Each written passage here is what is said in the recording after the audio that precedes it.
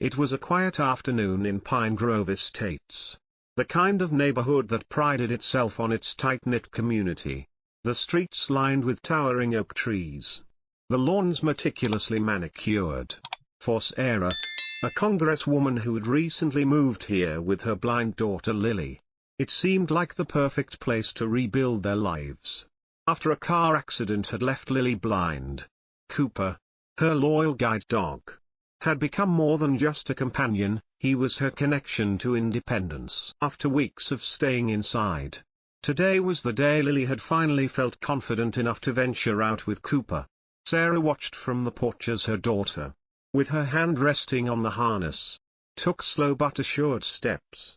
A quiet smile spread across Sarah's face, thinking that maybe, just maybe, they had found peace. But that peace was short-lived. The next morning, a letter slipped under their door, carrying the weight of an unexpected storm.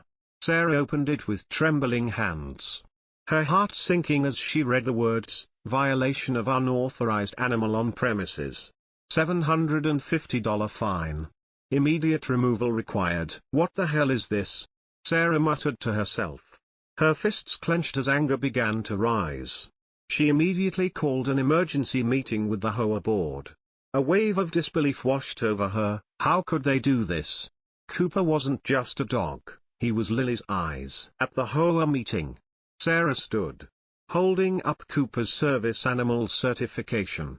"This is legal documentation," Sarah said, her voice steady but filled with a quiet fury. "Cooper is a trained guide dog, protected under federal law. You cannot take him away." Karen, the HOA president, barely glanced at the papers before pushing them aside, her voice dripping with disdain. "Your situation doesn't exempt you from our community's rules," she sneered. "We have standards here. Ms. Taylor, your daughter's disability. It's unsettling to some of our residents." Sarah's eyes narrowed. "This isn't about my daughter. This is about you targeting us because you don't want anyone who doesn't fit your narrow view of what's acceptable." Karen's smile widened. "We're simply maintaining the integrity of this community. If you don't like it, maybe Pine Grove isn't the place for you." Sarah stood her ground. "Don't test me, Karen. I will fight this." As she left the meeting, Lily whispered, "Dad, why do they hate Cooper so much?" Sarah didn't have an answer, but she made a silent promise to his daughter, they weren't going anywhere. Not without a fight. 3 days after that peaceful walk, the storm hit. Lily and Cooper had taken another stroll through Pine Grove Estates. It had become their daily routine, and each step Lily took, guided by Cooper, was a small victory over her new reality. Sarah had watched from the porch, her heart swelling with pride as she saw how independent her daughter had become with the help of her loyal guide dog.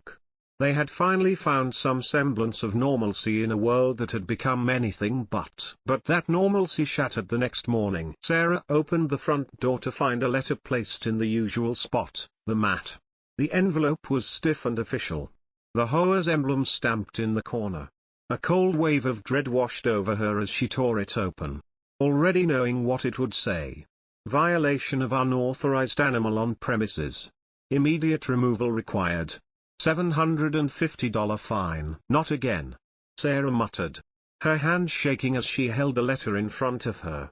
She knew this battle wasn't over, but now it was escalating. She walked back into the house, where Lily was sitting in the living room, hugging Cooper close. "Mom, what's wrong?"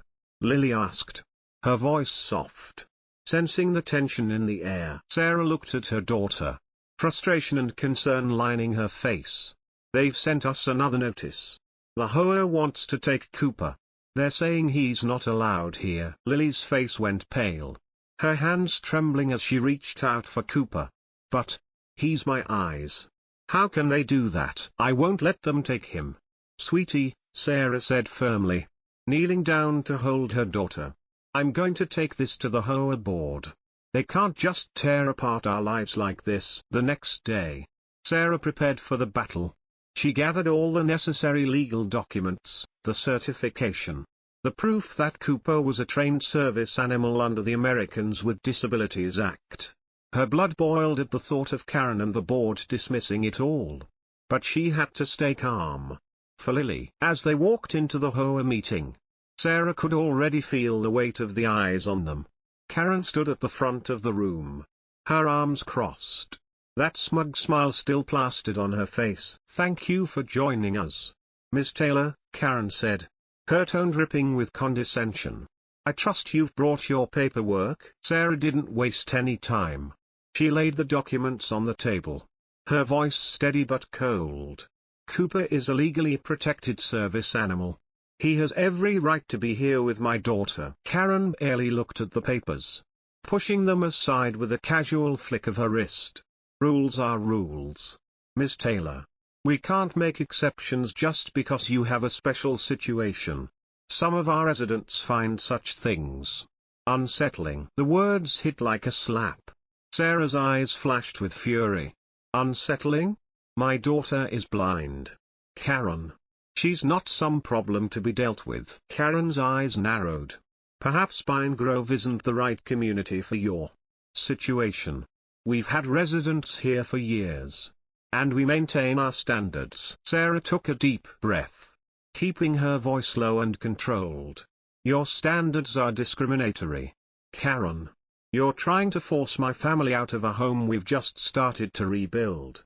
I won't stand for it." Lily, standing by her side, reached for Cooper. Her voice cracked. "Why do they hate him so much, Mom? He hasn't done anything wrong." Sarah squeezed her daughter's hand tightly. "It's not Cooper they hate, Lily. It's the idea that people like us don't fit into their perfect world." The meeting ended with no resolution. But Sarah knew this wasn't over. She had the law on her side, and she wouldn't back down. They weren't going anywhere. Not without a fight. The days that followed felt like an endless storm. Despite Sarah's attempts to remain calm and handle the situation through proper channels, Karen had other plans. It wasn't just about the fines anymore, it was about power. It became clear to Sarah that Karen had no intention of backing down.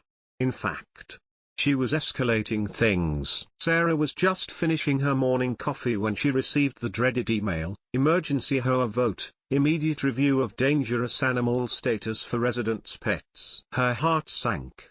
She knew Karen was behind this. Within hours, Karen had called an emergency meeting, one that was scheduled for a time when Sarah would be in court, leaving her unable to attend.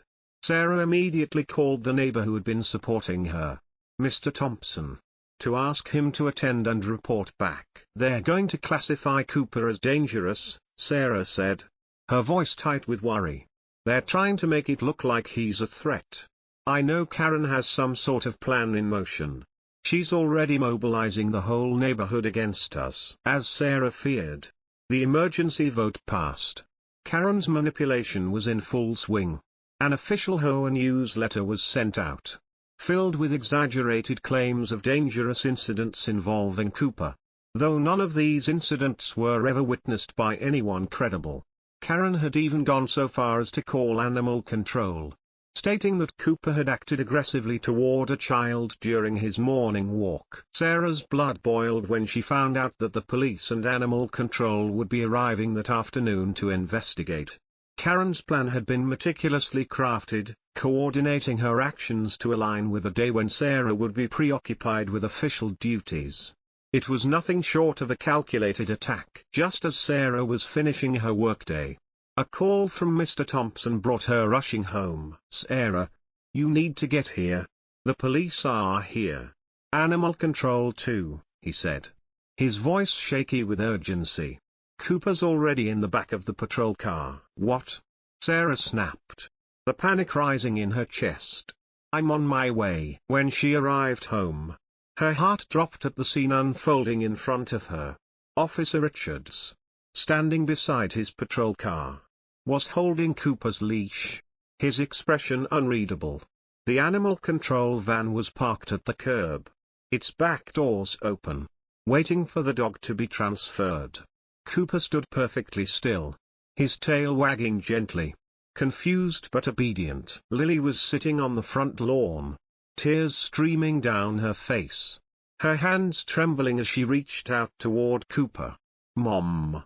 Mom. They're taking him." "Why?" Karen stood smugly nearby, her arms folded across her chest, overseeing the scene like some sort of puppet master. She turned to Sarah with an icy smile. "I told you, Miss Taylor. We're just following protocol. Your dog is a danger to the community. It's for everyone's safety." Sarah approached slowly, her fists clenched, but her voice remained calm. "Karen, this is insane. Cooper has never hurt anyone. He's a trained service animal. You're making this up." Karen raised an eyebrow, her smirk never faltering. "The truth doesn't matter if we don't want to see it. Miss Taylor. Some things just aren't meant to be part of this community. And frankly, your daughter's disability, well, it makes some of the residents uncomfortable." At that moment, a sharp gasp cut through the air as a few neighbors who had gathered watched in stunned silence. One of them, Mrs. Davidson, a longtime resident, stepped forward, her voice shaking with anger. "Karen, this has gone too far. This isn't about a dog. This is about you trying to push people out because you don't like them being different." Karen's eyes flared with indignation. "Stay out of this, Helen. You don't understand the stakes here." Sarah looked at her daughter, sitting helpless on the lawn, her face pale and distraught, reaching out for Cooper as he was led toward the patrol car. Every inch of her knew this was about something deeper than a simple dispute over a dog. This was about power. About prejudice masquerading as community standards. "Karen," Sarah said, her voice suddenly ice cold, "you've pushed this too far." Before Karen could respond, the officer turned toward her. "Mom, I'm afraid I'll need to speak with you. We can't just take the dog based on unsubstantiated claims." Karen's face twisted in disbelief. "What? I need to know exactly what the complaint is," Sarah interjected, her voice calm but resolute. "What evidence do you have that Cooper is dangerous?" The officer looked uncomfortable. "Well, no actual injuries were reported. Just some concerns about his behavior." "Exactly," Sarah said, her gaze never leaving Karen. "There's no evidence. Just a baseless accusation." The officer shifted his weight uncomfortably, clearly unsure of how to proceed. Karen opened her mouth to argue but was interrupted by Mrs. Davidson's voice once again. "This is about time we stand up to this. You've done enough to ruin this community, Karen." At that moment, Sarah felt the calm determination of someone who knew they were standing on the right side of justice. "You've crossed the line," she said, her voice firm. "And it's about time we put an end to this." The air was thick with tension as Sarah stood before the small crowd of neighbors and officials gathered in her front yard. Cooper, his leash slack in the officer's hand, had not moved since Sarah's arrival, his eyes still glued to Lily. The small, tight knot of neighbors murmured, clearly torn between their loyalty to Karen and a growing sense of unease at the unfolding situation. Sarah could feel her patience beginning to fray at the edges. This was no longer just about her daughter and her guide dog. It was about something far more sinister: discrimination masked as policy, prejudice disguised as community standards. "Karen," Sarah said slowly, her voice ringing with authority, "enough games. You can't continue this charade." Karen, still standing with that smug, defiant smile, sneered at Sarah's words. "I don't know what you think you're going to do, Miss Taylor, but we've followed every rule in the book. You may think you're special, but our rules are clear. There's no place for animals like this here." Sarah stepped forward, her eyes never leaving Karen's. She could feel the weight of the moment pressing down on her. The weight of every injustice, every false accusation that had been hurled at her family. She couldn't stand by any longer. With a quick motion, Sarah loosened her jacket, revealing the crisp suit she had worn to her office that morning. She reached into the inside pocket and pulled out her federal credentials, holding them up for everyone to see. The sight of her identification sent a shockwave through the gathered neighbors.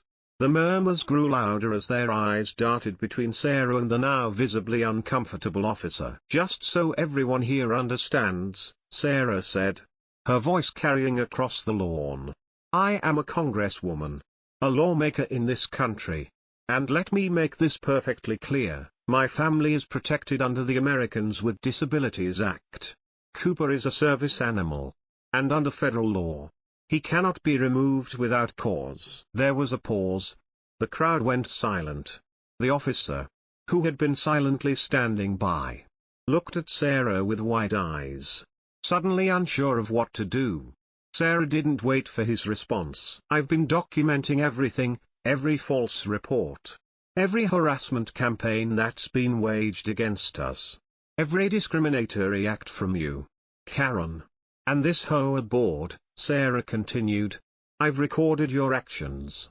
And I have the evidence to prove that what you're doing here is not just wrong, it's illegal." Karen's face went pale, her confident demeanor cracking as she glanced around at the neighbors who had been watching the scene unfold. They were starting to see it now. The web of lies Karen had spun to protect her perfect image of the neighborhood. "I've spoken to several of your neighbors," Sarah went on. "And they're not blind to what's happening here. People like Mrs. Davidson and Mr. Rivera, who've been silenced by your tactics for years, are ready to speak up." She turned her gaze to them. "Am I right?" Mrs. Davidson, her voice shaking but determined, stepped forward, nodding. "Yes. That's right. We've all had enough of this. Karen has made life miserable for so many of us." Mr. Rivera, who had been standing at the edge of the crowd, stepped up too. "My mom's wheelchair ramp was cited as a nuisance. And we've had fines piled on us because of her. We've kept quiet for too long." Sarah felt the tide beginning to turn. Neighbors who had once stood silently in support of Karen were now questioning her. The power that Karen had once held so tightly was slipping through her fingers. "Karen," Sarah said, her tone now cold, "I know you've tried to manipulate this community, making people fear what's different, what doesn't fit your narrow standards. But I'm done letting you push my family around. You're not just attacking us, you're attacking everything this country stands for.